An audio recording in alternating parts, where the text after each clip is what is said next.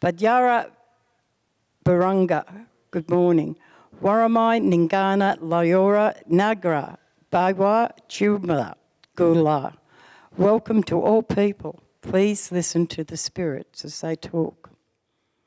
I would like to pay my respects to our ancestors and all elders for their keeping and passing on of the knowledge of our dream time through song, dances and art.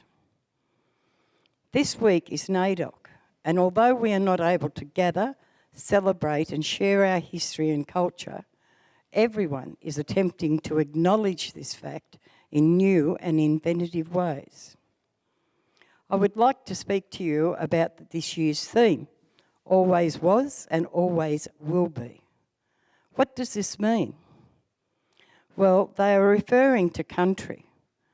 When we talk about country, traditional country, we mean something beyond the dictionary word definition.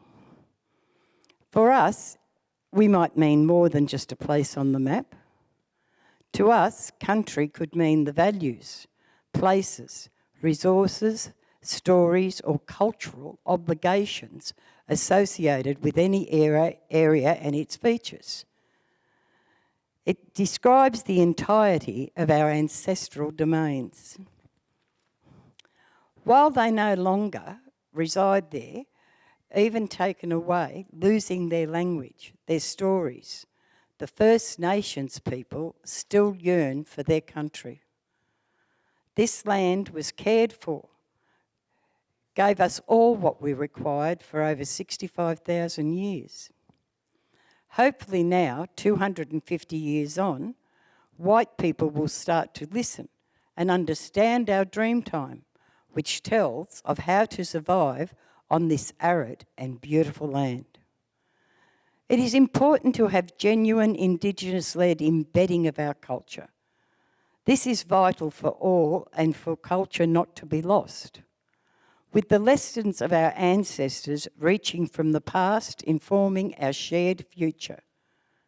So I ask for your help in walking in the footsteps of our ancestors, honouring their journey, respecting their struggles, all the while creating our own, remembering all we do and how we act to help teach the next generation to come. This land always was, is and always will be Aboriginal land.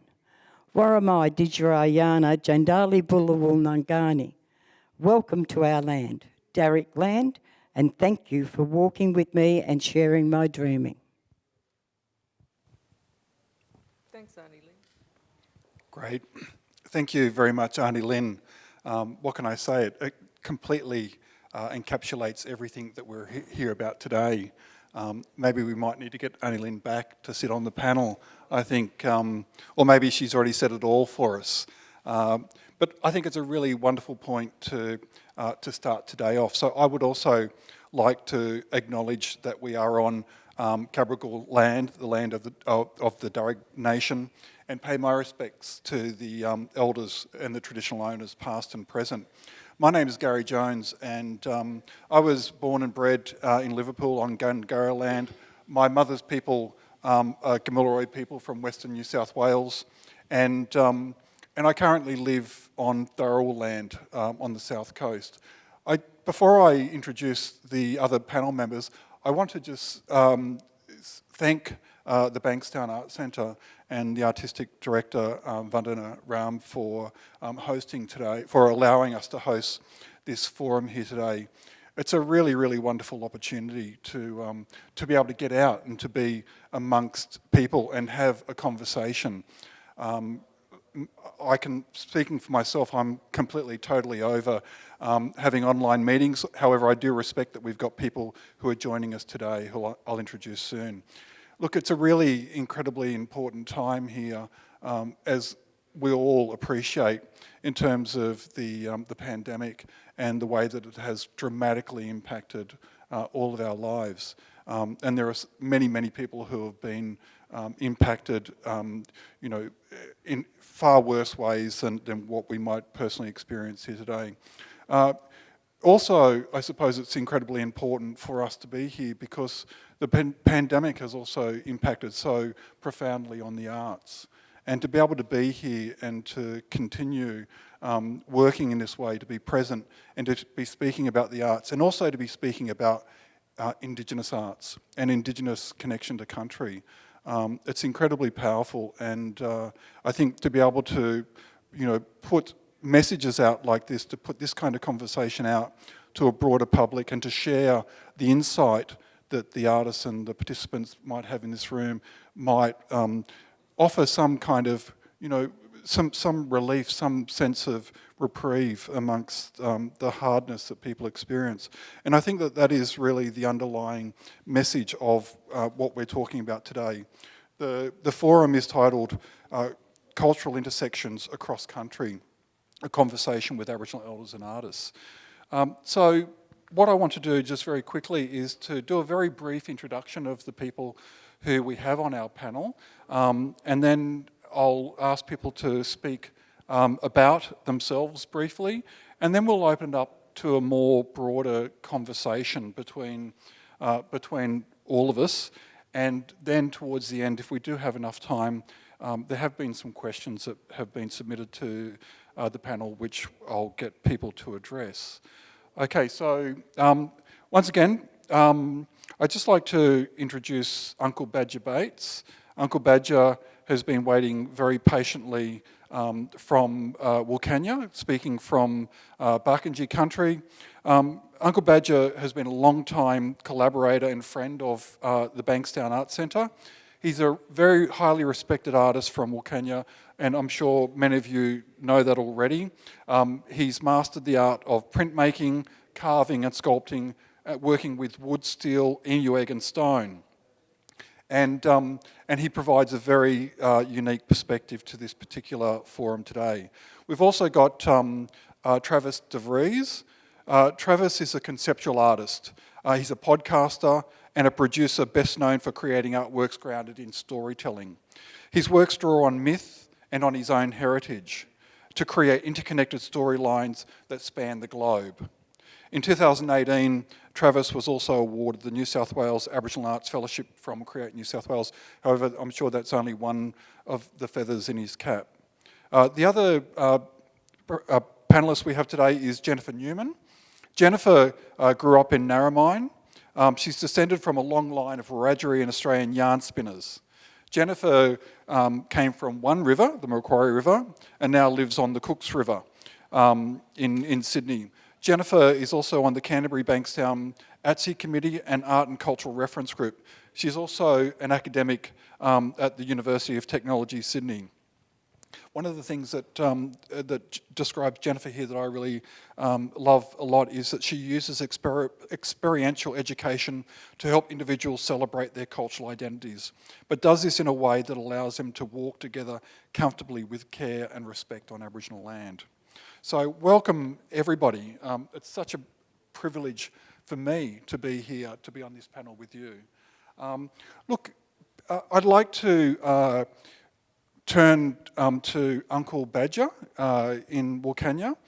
Uncle Badger, you have some work on display here at the Art Centre. From what I understand, there was meant to be a larger, more comprehensive exhibition of your work, but due to the COVID conditions, the exhibition was put on hold. However, there is a video work, which is a really engaging work. I understand that it's also possibly available online through the Art Centre. Now, so you have this exhibition, which is, let me just refer to my notes. It's referred to, the title is River is Our Past, Present and Future. Now, I want to come back to that in a little bit, but just for now, I was just wondering if you could share with the audience just a bit about yourself. If you could just talk to us about how you came to your art making practice. Yeah, first up, I'd just like to say in my language, Ngaila, Billira, Wimija, Barker, Wilcannia. Hello, I'm an eagle-eyed black person from the Darling River in Wilcannia. grew up on the banks of the Barker and all that. And my grandmother taught me about my culture. She took me and my older brother away so we could dodge the welfare. She had two little meekajillas, two little men, what told her the movements of the welfare and all that. And when they come and so she took us away and she saved us. But I grew up around a lot of old people. I haven't got a good education with this computer. I don't know how to handle it. So now and again you'll see my son come in or my wife come in and start making it work. But so I grew up around old people, and from that I never went to art school in my life. But by just growing up around Wilcannia, Burke, Cobar, Lake of Jellicoe, that's Wiradjuri country, and Ivanhoe is a part of our country, I was taught and listened to the old people, and I listened to probably some of Jennifer's old people around Lake of Jellicoe and that. I met a real lot of old people, but they also taught me about the spiritual world, what we should do and how we should protect it and all that, and that inspired me to do my artwork. Thank you, Uncle Badger. I'd like to now go to Travis. So, Travis, likewise, you've also have some work on show here today. Your exhibition at the Art Centre is titled Scenes from Post-Apocalypse. And I want to come back and talk about that in a few moments. But just for now, could you give us a little bit of a background to who Travis Devries is? So that's a big story. I'll keep it brief. I'm a sort of visual artist, mainly writer, podcaster, and so I grew up between Muswellbrook in the Hunter Valley and a small town in Queensland called Stanthorpe, and sort of grew up reading mythology books and superhero stories and fantasy, and was very grounded in like always being in the bush and being a part of that sort of environment. And so like a lot of my work responds to that sort of melding within myself of those sort of tenets, both the like fantastical side of things and then the very practical side of being on country and in the bush, but always kind of coming back to this concept of that culture is, and Aboriginal culture is an evolving thing, and so it's something that I'm always exploring is like, where is culture going next, and what are we going to be in the future? Great. Okay, thanks very much. Jennifer. Now, as I said, you acknowledge yourself to be someone from a long line of storytellers. You're an academic and also you're an environmentalist, from what I know. What else can you add to that?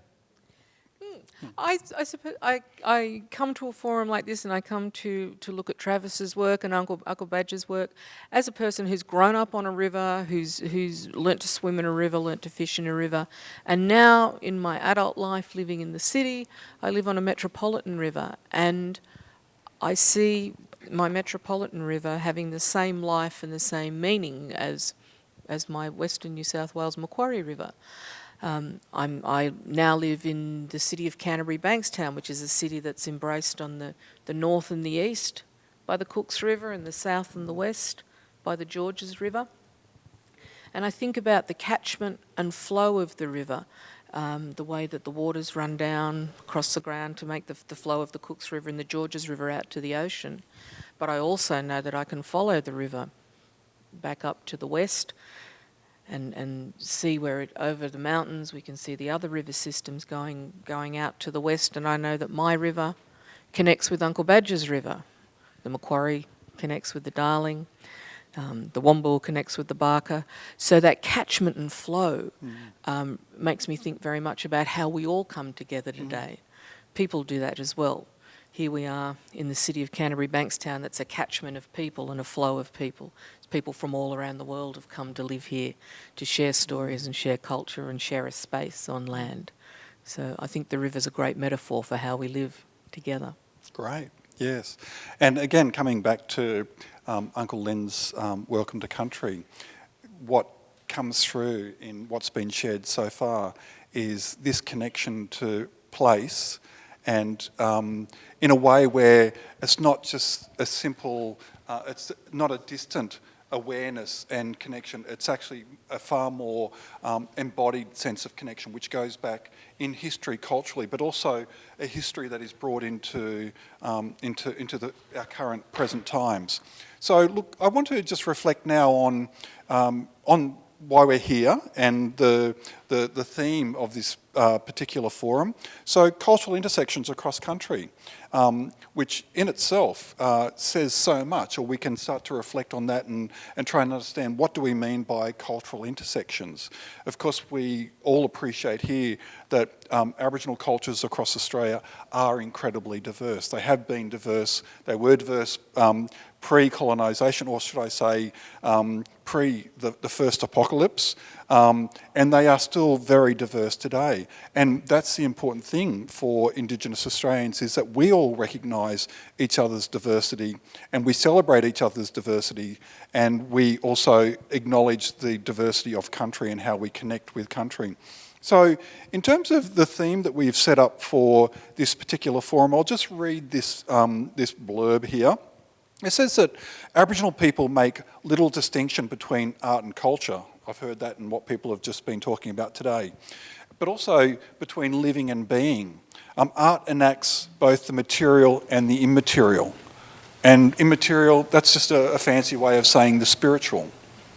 But it means more than just spiritual, because it means that, you know, what is embodied and what is spiritual are connected. They're not separate things. They don't operate in different realms. They operate in the same realm. And so a painted or sculptured landscape, animal or ancestral being can be the thing itself. In this way, the real, the immaterial and the imaginary, they can exist both interchangeably and at the same time. So the question for the forum, the broad question, I've got a series of more nuanced questions, but the broad question for this forum is, what can we learn from traditional Indigenous knowledge and cultural practices in the wake of pandemics, but of course of the bushfires? Let's not forget the bushfires and the drought, which provides an integrated approach to sustainable living. Okay, so I want to come back to Uncle Badger, but Uncle Badger, now I was thinking about the work that you have on exhibition here. In this work you refer to, and please excuse me if I get the pronunciations right, but please correct me. You refer to Ngataja, Puhaja and Pinku, which connect you, they're birds which connect you to fish in the river. You describe not only the relationship as a custodial relationship, but you refer to these birds as being part of your family, as being in a kinship relationship with those animals. And I'll just quote you here. You say, our world is like that. We, the natural world and spiritual world, are one. This is our survival, our river, our future. We cannot let industrial irrigation, farming destroy our world. Our grandchildren depend on us. So we've got an image here up on the screen. You might be able to see it. I was just wondering, in relation to that quote and the work that you have here, would you be able to talk about that a little bit further? Talk about that connection to country, that relationship you have with the land, but also with the kinship with the non-human species that you live with. Well, first up, to go back on my Sparkly upbringing, Sparkly people, we are two moieties, Gilper and Makra, that's mean the eagle, hawk and crow. And then that relates us not only to people, but to all plants and animals.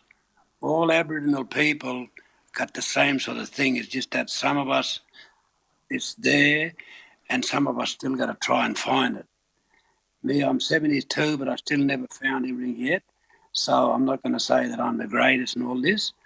But if you look at the screen of Baichuka, the lake, that is a lake around Wilcannia where we used to hunt and fish. And if you look at the print, the top of the swans or yungal is flying north, all the animals tell us when the bark is flowing. The water will come down from Queensland, the animals know, they fly across Vulcania, they sing out and we listen, and that's how we know. Then for management, it doesn't matter what colour we are, we should all take a animal. It doesn't matter if you're black or white, you take an animal. That animal is your parent, is your family, and you should protect that animal. On saying that, then if you look at the other print with the footprints and handprints in dead animals, that 3 handprints, that's my handprint and 2 of my nieces and their daughter. One of my nieces and their daughter. You've probably heard about the fish kill in 2019 and into 2020 when they killed the fish. It was bad mismanagement, and that's why that print is put there. The desecration of the Menindee Lakes and the bark or something like this guts. So what I'm trying to do with my artwork, being a black person and sometimes white, you go out there and you tell people about what the government is doing, you will get arrested. But if you put something across really kind with some artwork, you can put the point across. On saying that, when I was 8 years of age, we had nothing, but my grandmother took me and my brother, and she saved us, like I said before. But also she taught me how to carve emu eggs, taught me about protecting the land and that. And then when I got about 35, say 40 something, I got a chance to join the National Parks and Wildlife Service. So I moved to Broken Hill. And when I moved to Broken Hill, I was not just thinking, and I thought now, and I met these other artists, black and white, and I had the skills there what Granny taught me, but I was scared to go out and do it. But then I met other artists, and there was one person, a brother from Vries, name was Bill Utterson, and he carved lino prints. He gave me that piece of lino print, and when I grabbed it, I thought, yes, this is bigger, it's different, but if I carve something on this lino and not the emu egg, I can do more work and put my work across more, because he showed me how to print it on paper, and on paper you can roll a piece of paper up, but with the emu egg it's got to be soft. So on just doing that, that's what I can do anything, like make things, because I had no money. I had to go it out.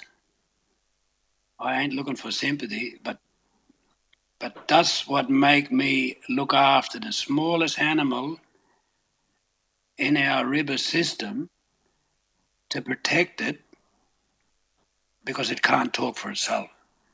So being artists and who we are, we can do that with our artwork. I think, so then I can carve a stone and all that, but it's just meeting people and listening. And from my upbringing, that's how I done it.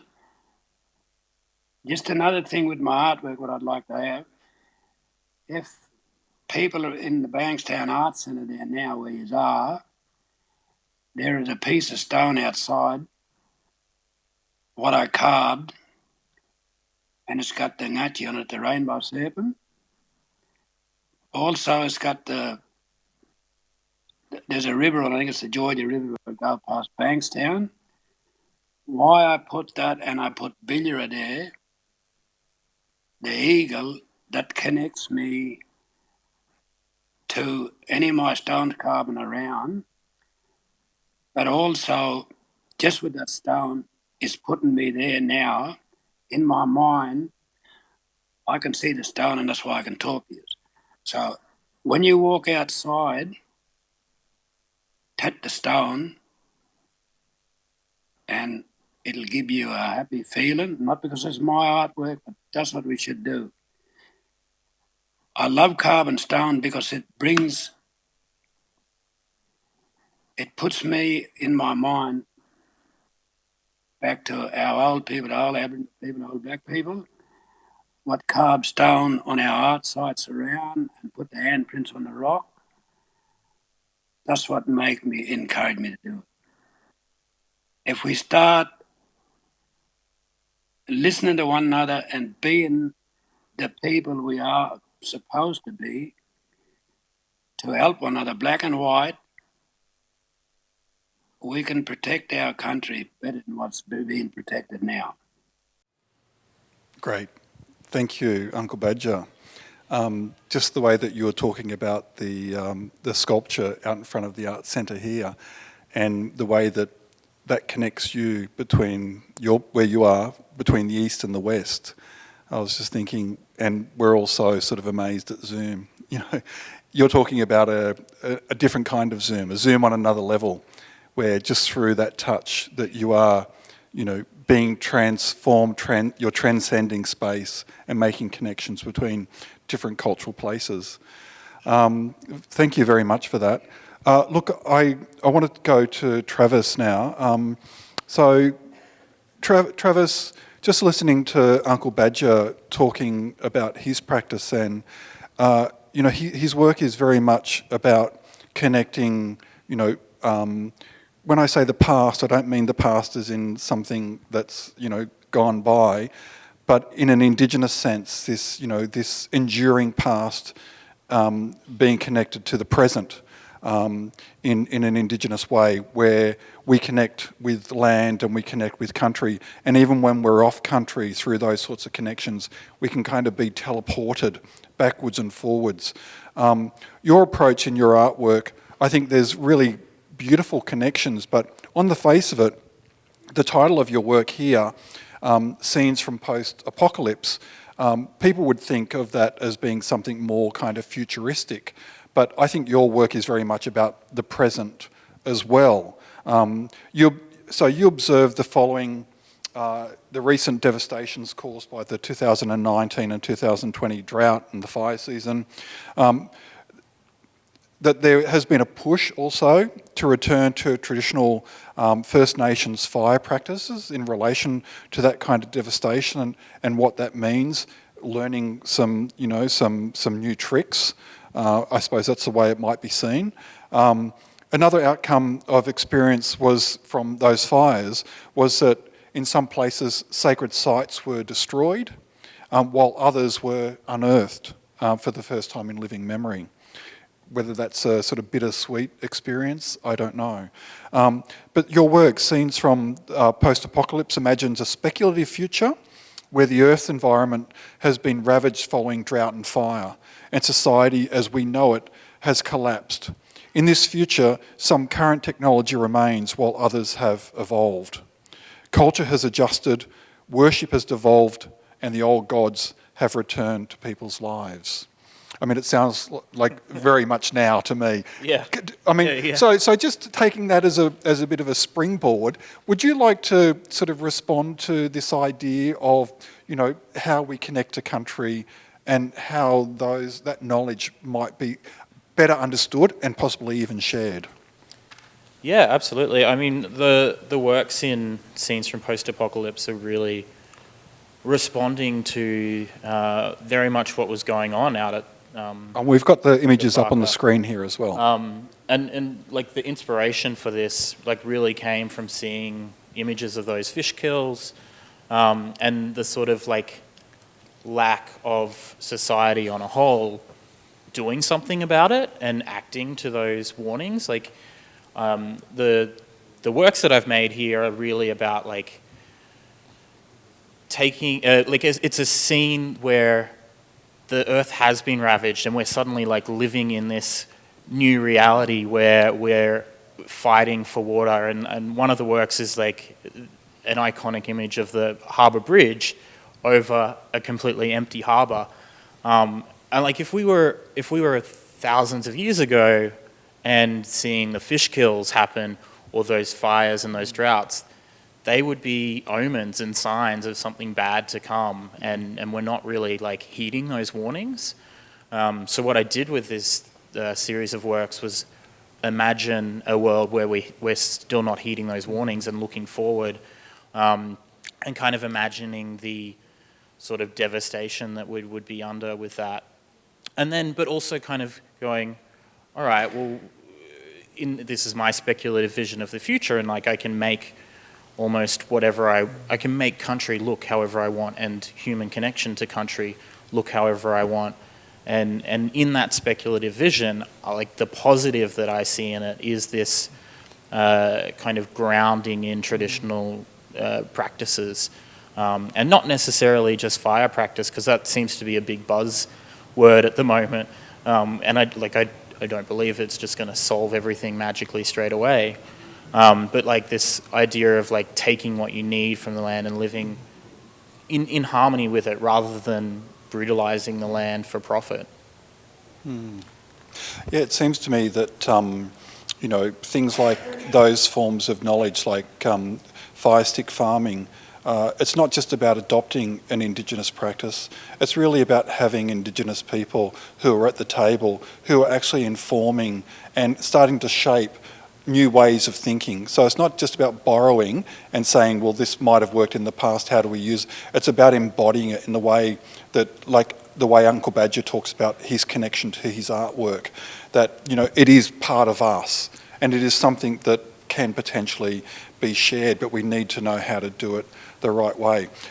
It's really about like completely changing your ideology of how we work as a society, and how our relationship to the land that we live on, that we're lucky to live on, and we're lucky to share with all of these other creatures, and to stop looking to the land to make profit and to have this kind of continual growth system, but rather like finding like First Nations people lived in the country now called Australia for 80,000 plus years, and grew with it and kind of maintained that relationship.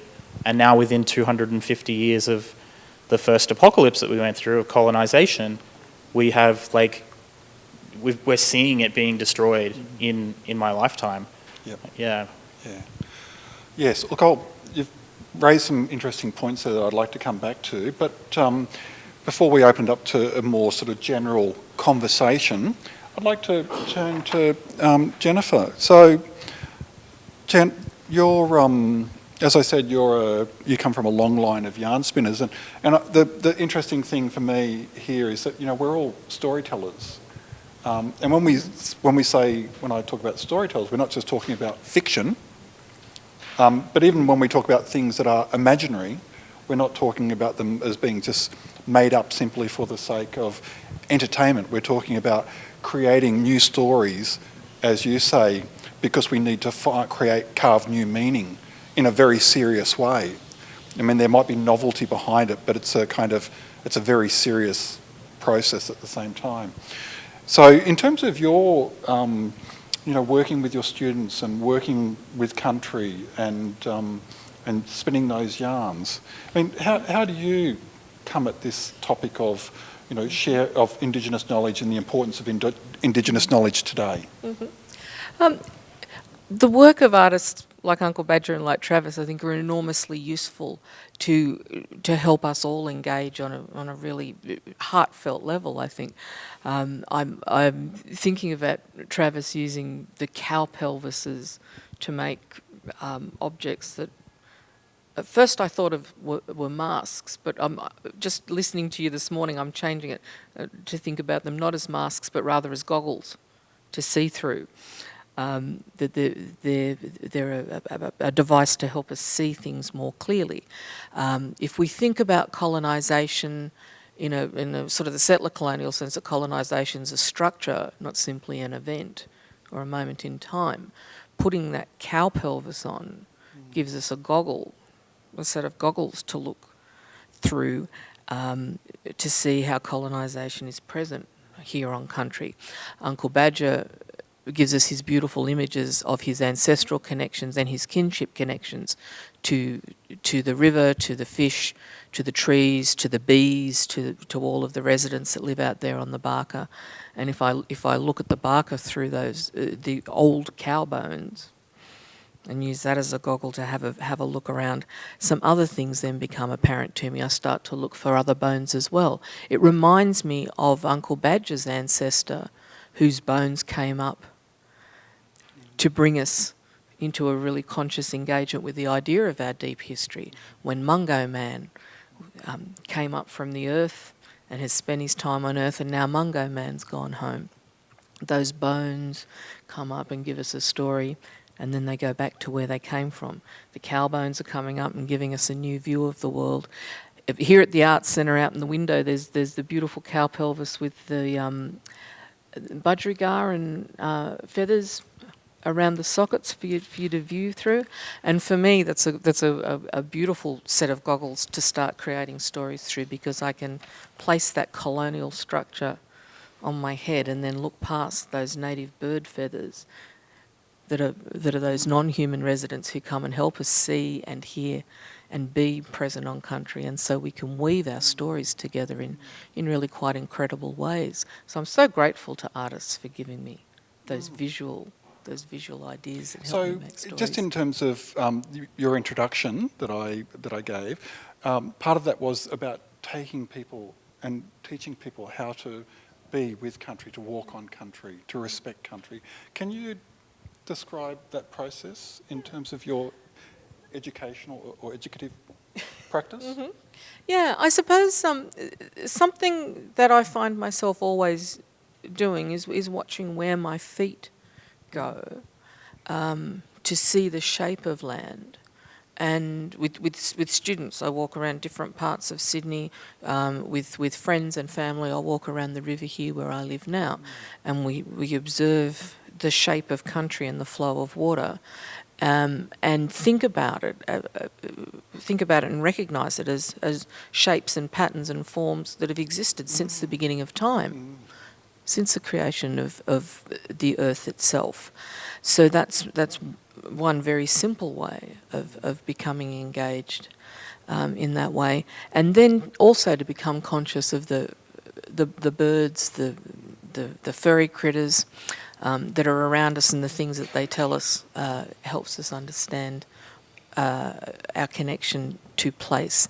I was telling my niece last night about the little St Andrew's cross spider who's appeared on the side gate at my house last week. He's about the size of a 10-cent coin at the moment. And I'm not sure what he's doing here because it's only July. The St Andrew's cross spiders in my garden disappear when the weather gets cold. And then they come out when the weather's starting to warm up. And I said to this St Andrew's cross spider on the gate, I said, "What are you doing here?" And he just looked like a little spider and said, "Shh, I'm just coming out to have a look." He whispered to me. So the spiders are there not to be scary and not to frighten me, and not just to put cobwebs in my hair, but they help me engage with the seasons. So to be alert to those things that are happening around us is a very, very important way, but a way that sometimes gets lost in our very busy daily lives, to understand where we are in the world and how we are, however long we've been here, whether it's 5 minutes or 5 weeks or 500 generations. We've got all of these signals around here that want to bring us into contact and bring us into story with our place. Yeah, look, thanks very much for that. I suppose, just thinking through that whole connection to country, because I think one of the really important things that underpins the experiences and the sense of place that the people have been responding to, it is very much about having this ongoing sense of awareness of both, the things that are always the same, the things that happen seasonally, and the things that change naturally, but also the things that have been changing over time, as our environment changes, as society changes. Now, clearly, it's not a surprise to say that, it doesn't matter whether you're Indigenous or not. When you live in these built-up areas, your sense of place is incredibly impacted in terms of how you engage with the sky, how you engage with country, because everything has been so modified. Not to say that people, Darug people from this country don't still experience that connection to country, but I think qualitatively, when we talk about, personally, when I talk about my connection to place, I've got a number of challenges because my family come from Western New South Wales.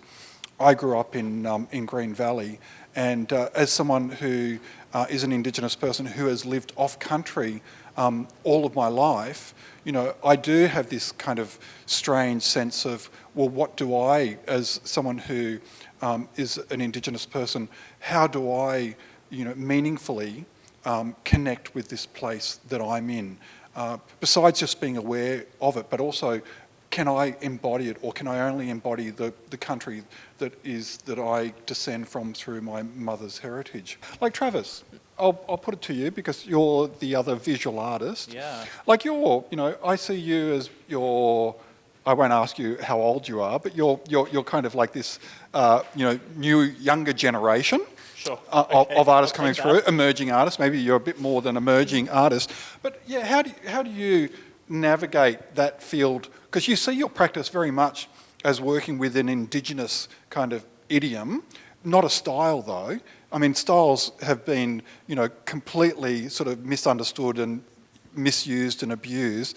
You're doing work which is very much about your own personal experience, yet it is clearly speaking to a sense of connectedness to place that comes from, an embodied sense of Aboriginality. Sure. I mean, before I start kind of jumping into that, I had some feedback a couple of years ago that said that people don't see my work in a contemporary Aboriginal cultural context. Yep. And I couldn't disagree more with that. Just because I don't fit into a traditional aesthetic. But throughout my work, I think, and I let the work speak for itself with that, what I'm trying to do is say that I am an Aboriginal person, I'm a Gamilaroi Darug man, and any work that I make is inherently within that aesthetic. Just because I don't use the styles that society sees that I should be using, doesn't mean that it's not a part of that kind of canon. So I guess within my work then, what I'm trying to do is look at narrative and then use the best tools to bring out that narrative perspective. And so throughout my work I'll look at scenes, scenes from post-apocalypse, or I'll look at place and space, like my earlier major exhibition, The Hidden Garden, where I was actually, the majority of the work were all sculptural pieces of living plants and dead bones. And then more of my kind of current body of work, which are carved bones of mostly introduced species. And one of the things with that is cattle and cows and sheep and have been here for 200, maybe a little bit longer years. Recently, science kind of decided science found that dingoes were an introduced species a couple of thousand years ago, but we've kind of incorporated them into the cultural canon of what is Aboriginal culture, or what is Gamilaroi culture, at least from my perspective. And dingo has been incorporated. It's totemic now. There are dingo stories across the country, and so cattle is becoming part of that for me, and that's my way of working within that cultural context. Is we have a cultural tradition of bringing other things into our sort of lexicon, and so that is what I'm trying to push forward into doing that, rather than sitting grounded in this idea of what tradition has to be. Great, thank you. Do we have Uncle Badger back? Uncle Badger? Yeah, can you hear me? Welcome back. Great to hear your voice. Okay, so look, just I won't go through the whole sort of scenario again, but just in terms of your practice, because it is a really unique practice, which is celebrated as being a unique form of art that's coming out of Western New South Wales, particularly around Wilcannia and Broken Hill. So I'm just wondering how you see your art practice fitting within this broader category of Aboriginal art, and also how you see younger people, younger Barkindji people engaging with your practice. Yeah, okay. Just before I do all that, I'd like to say something to Travis. Travis, can you hear me, huh? Yeah. Okay. Travis, look, I pick up old bones too, old cow bones, and do exactly the same, use them as masks. But what you're doing with your artwork is remember those masks you're making. Our old people a long time ago wore masks too for ceremonial purposes and also for dances. So just there, I want to say to you, Uncle, you keep up your work, because, and another thing you said there was you talked about the dingo. The dingo is my cockatoo. What I'm saying there, remember I said we split up into moieties and all that? When I say the dingo is my cockatoo, that's my oldest brother, because it came to Australia about 15 or 1600, something like 1,000 years ago. Okay, so you keep it up what you're doing there, because I like it.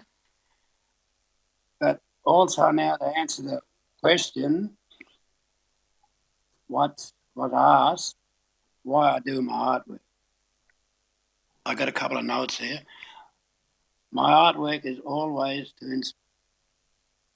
it's about my country, about my people, and our beloved bark of the Darling River.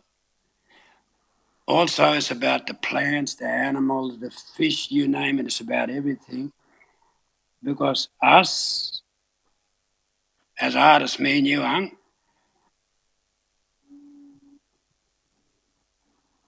is, and I'm not real good on names, but sister, look, I forgot your name. But we all connected as Aboriginal people.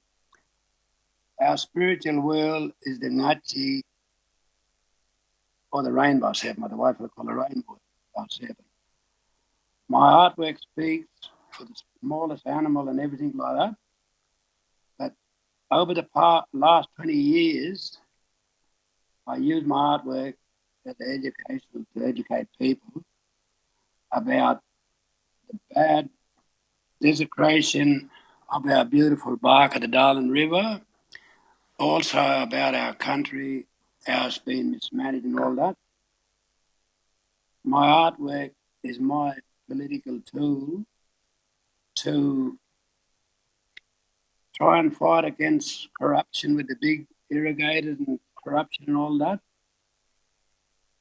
Our government is the bad mismanagement of our darling Barker, not only the Barker itself, but the river, the lands, your country, young sister's country, everyone's country has got to be protected better.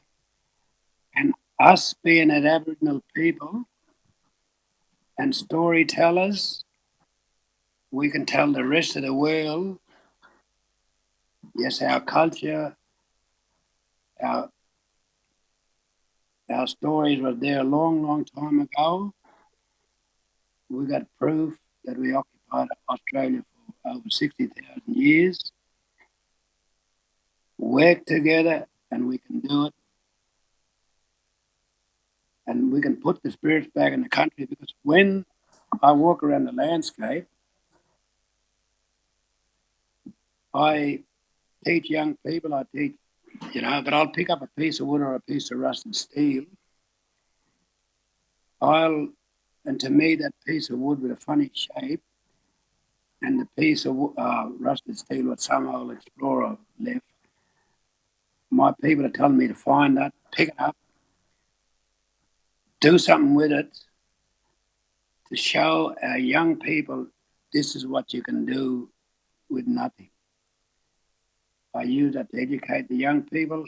Sometimes I'll sit down and I'll teach white kids from overseas how to make clapsticks, nulla nullas, boomerangs.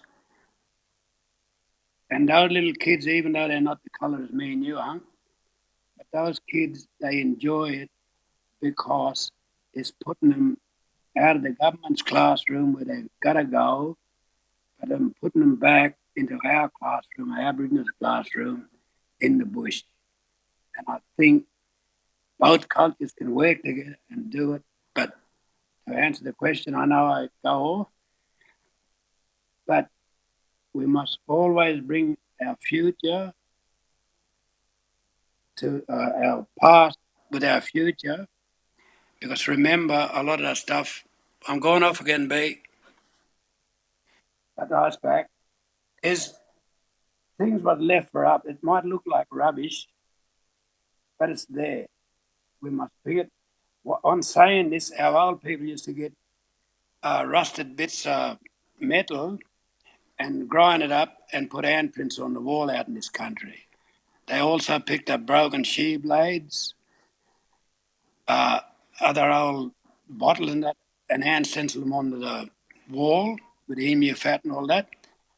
So again, what you're doing with those cow bones, you're turning them to art, you are doing exactly. There's some old person around, some of you old people are getting in the head and making you do that. Keep going doing it. I hope I answered the question. Oh, thank you, Uncle Badger. No, that's really fantastic. And I think you hit on a really powerful and important point there. It's about, for the younger generation, for the kids, those kids in school, to be able to see the art that's connected to those stories within the classroom. Because I think that's what this also comes back to, is that in terms of sharing Indigenous knowledges, it's about having Indigenous people being able to represent themselves through their own means of representation, whether it's through visual arts or whether it's integrated within a performative practice. And I think that in relation to sharing knowledge that is around country, it's not simply about putting it out there as some kind of a fact of history. It's about putting it out there in terms of people who own it, who embody that knowledge today, who respect it, who want to share it. And so when I come back to your practice, Travis, I was just wondering, how do you see your work? So clearly, to understand your work, it needs to be understood in terms of, how you identify where you're coming from. I don't think that, the work could be very misunderstood unless you understand the kind of connections to, colonisation, the connections to an Indigenous sense of place. They're really, really important in relation to how your work is read and understood. But how might non-Indigenous people potentially engage with your work and possibly also start to not only be aware of it, but also start to understand the underlying, sense of connection? Is that possible? Yeah, absolutely. I mean, I think with my work, what I try and do is make it so that it's that it can fit into that sort of Western ideology as well. There are kind of cultural canon works that my artwork and my storytelling stuff is very akin to, kind of say the Lord of the Rings, or sort of some of those really big moments in sort of pop cultural work. And then what I do with my pieces is use those as a sort of starting point to draw a Western audience into becoming more familiar with sort of the cultural, Gamilaroi ideologies within the pieces. Because I suppose ultimately that's the thing that we want to challenge and change, is the ideology, isn't it? We want to challenge that Western ideology, which does see this separation between, mind and body, between people and place. We want to really kind of assimilate non-Indigenous people into an Indigenous culture. We want to do a reverse assimilation, where we say, yes, as you were saying, this whole thing around the dingo, the amazing thing about Indigenous cultures historically, if you go back to those journals or early records of the early point of colonisation, while there might have been moments of sort of clash and contest, more often than not, there was this opportunity, there were these attempts by Indigenous people to bring non-Indigenous people in, as a way of getting them to understand the language and the ideology of this land. What about you, Jennifer, in terms of your practice? We're sitting on this country here, and where I live over on the Cooks River is Wongal country, Wongal clan land. Woolarwari Bennelong was a Wongal man. We mostly associate him with the city and the harbour and over there more towards the coast. But this is his country here. And Bennelong, from the very first moment of 1788, was actively working to engage those who arrived on the first fleet, seeking to actively engage the colonisers in recognising place, recognising people, in a political sense, not just in a visual sense, but in a political sense, recognising sovereignty and recognising the sorts of engagements and negotiations that needed to take place. So Bennelong started out there in 1788 trying to bring white fellas into the circle, trying to practice that inclusion, and he did it through that give and take. He put on clothes. He got on a ship. He went to England. He did all of these things to try and make that level of engagement. And he also tried along the way to teach about reciprocity. If I do this, you can do this. We can give and we can take. So that kind of teaching has been around. And there was that whole, the experience of the spearing of Philip. Yes, the spearing which of... was not, I hate you, as was so beautifully portrayed in that series, The First Australians. Yes, yes, that it was an act of inclusion. Yeah, an act of inclusion. Yeah, and so that's where Travis's work is fantastic. And listening to you speak about using things and bringing things in, Travis, and our ancient and more recent practices of incorporating every new thing, making use of new materials. Uncle Badger, you were talking about picking up a piece of steel or picking up an old bone, making use of everything that's on country and in our landscape. They're all practices that demonstrate this way of inclusion.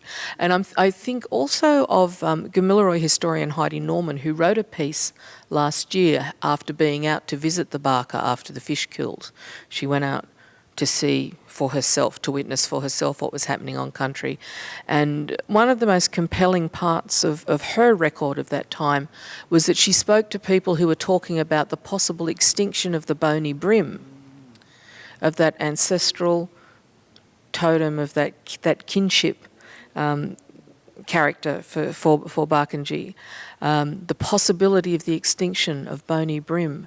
And what that inspired me to think of was how, even though that the bony brim might possibly disappear, which I would never hope for, but we have to face up that it might be a reality, is that bony brim people won't disappear.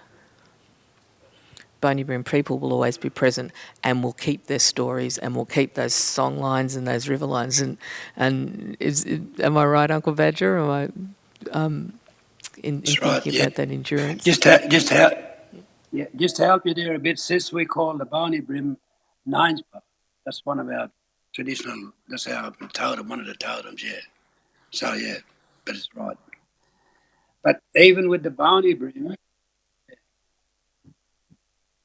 they sort of don't worry about it. All they worry about is the cod and the perch of what people like sporting to eat. But the Ninespa is very, very special as our totem, but also it's a food chain for other animals in the river. But they forget about that.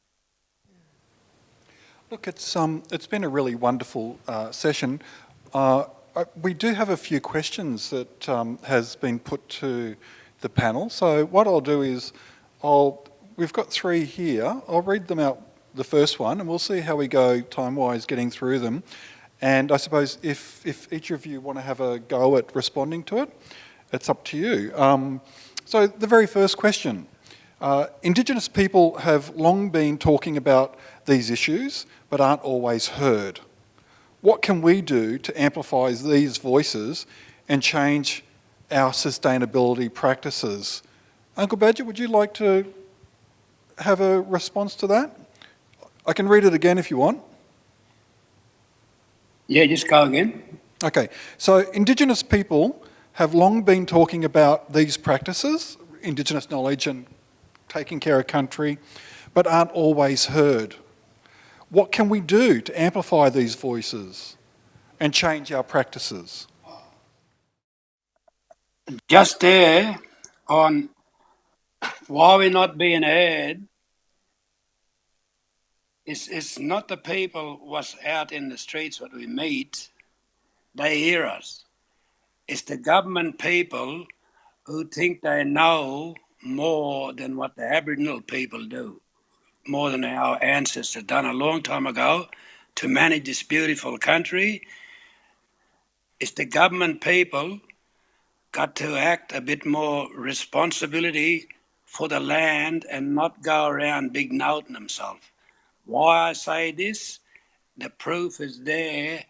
When they took the water from the Menindee Lakes and killed the bark of the Darling River, I hope that answered that question. Better management, the government got to do better management because we as Barkindji people got our native title. Why we are called Barkindji, me, I said it there when I introduced myself in my language, I am a Barka Weembaja. That means I am a Darling River black person. Without the Barka, I'm not even black, I don't exist. And my people say the same thing. You heard Jennifer say about the bony brim, what we call Ninfa, that is our people. And yes, Jennifer, you're right, sister. They can take our water, but they will never break our heart because we will stand with the Ninfa people. I'm a Billera person, I'm an Eagle Hawk person. But that Ninfa, the bony brim, that's my brother, that's my Wiltook, my sister. But the government people must listen because when they try and destroy an Aboriginal person, they destroy our own people and they should be ashamed of themselves. I hope that answered that question. Yep, thanks very much, Uncle. Travis, would you like to Yeah, have a absolutely. response? I think, like, in terms of that, the issue there, we can't be waiting on the government to be. We can't be waiting on the government to kind of make action. We need to be acting on a micro level and on a macro level at all times, like, and doing things within the community that are positive steps forward to actually fixing what we have destroyed. And whether that is like bush care groups or water care groups on a very like practical level, but also like actively resisting government if we need to. Like, they don't have all of the answers and they don't have the information right, and they've shown that. Like, if we talk about kind of sort of inclusivity of Indigenous culture and bringing in people, like, that kind of inclusivity has been abused, and we need to like understand that this is where it stops, and we're going to fight for country and fight for like us at every point. Jennifer, would you like to add anything? I would say, Uncle Badger, you're right. It's not the people in the street. It's not the people on the ground who are our big opponents and our big challenge here. I'm very grateful to live amongst a community of people who have very good ears and very good eyes and very good hearts, who are open to and who actively seek Indigenous knowledge and Indigenous practices to inform and to improve the way we live where we do on the Cooks River here. And we do, you're right, Travis, we do need to resist government. We need to very actively exercise that very powerful thing we have in a ballot box when an election comes around. But we have to also, I think, take the initiative to ask questions of the candidates when they present themselves before those ballots come up. You know, what is your position on water, on land care, on your relationship with the non-human residents of the world? How do you think about that? I'm reminded of the great attention the koalas are getting after the fire season. They're just one of the non-human residents who've really brought the impact of the bushfires home to us. So asking questions of candidates before we make that mark on the paper in the ballot box is a really important thing to do. And so we need to do things like get rid of something as ridiculous as a water market, to think about water as being part of catchment and flow, not as a commodity that can be chopped up into allowances and allocations, is one of the really significant changes we need to make. And one of the ways we can kick that off is in the ballot box by rejecting candidates who want to sustain a water market. And I imagine too, if we just look at what we've been through, so you talk about some of the responses to the bushfires, but the responses to the pandemic and the kind of social and economic mobilisation that has taken place in response to the pandemic, and then even more recently, the public, mobilisation in response to the Black Lives Matter movement. People can do things, people can make change. However, it needs to be sustained, but also in this context, it needs to be led by Indigenous voices, or at least Indigenous voices can't be token. If they're going to be addressed in terms of, how we engage with sustainability, with managing the land, and how we engage with place, Indigenous voices need to be up there at the top of the table and heard and taken very seriously. Do we have time for another question? Okay. Well, we have just time for one very, very quick question. Okay, so at this time in Australia's history, many non-Aboriginal people really want to connect with Aboriginal people but don't know how to do that in a natural and non-patronising way. Uncle Badger, what do you think? You said that on the streets in Wilcannia that people are aware. What do you think that non-Indigenous people can do to provide support in a way where they are being natural and non-patronising? I find, come up and talk to some Aboriginal person, whether it's out here in this country, out in the Western New South Wales, or down in the city, treat an Aboriginal person just the white people like you treat your own people. But Aboriginal people, doesn't matter where we are, we give one another recognition. We'll walk up and say where you come from, and how, and talk like that. I think the wider community got to start doing the same thing and going like that, and it's going to work better. Also, another thing what we all must remember, us black people, we do it a lot, but I find with white people, we must protect both culture and heritage.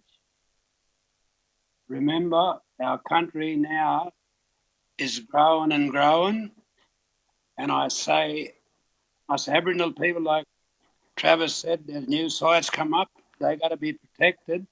But also, what about, the old fellas, white fellas sites?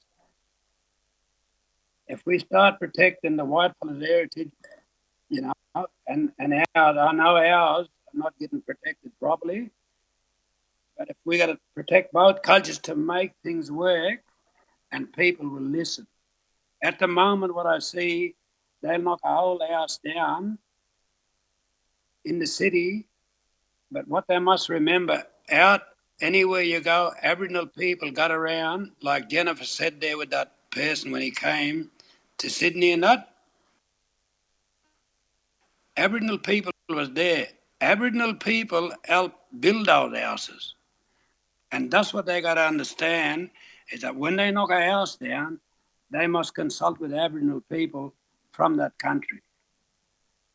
If it go that way, we got a better way of protecting things. But to the white community, do talk to Aboriginal people. We'd like to talk to everyone, get our point across. Because the crisis, the bushfire, the droughts, and all that, this academic we got now, we got to all come together, protect one another, and be proud Australians. Not say black Australians and white Australians. If we do that, we done it. We got it. That answer the question? Yes, that's a fantastic, wonderful answer. Thank you again, Uncle Badger. I think that's the perfect way to conclude this forum for today. So I would like to once again thank our speakers, so Uncle Badger, Jennifer and Travis. Thank you very much. It's been a real pleasure being here with you today. And again, thank you to the Bankstown Arts Centre for hosting this really wonderful and important event. Thank you.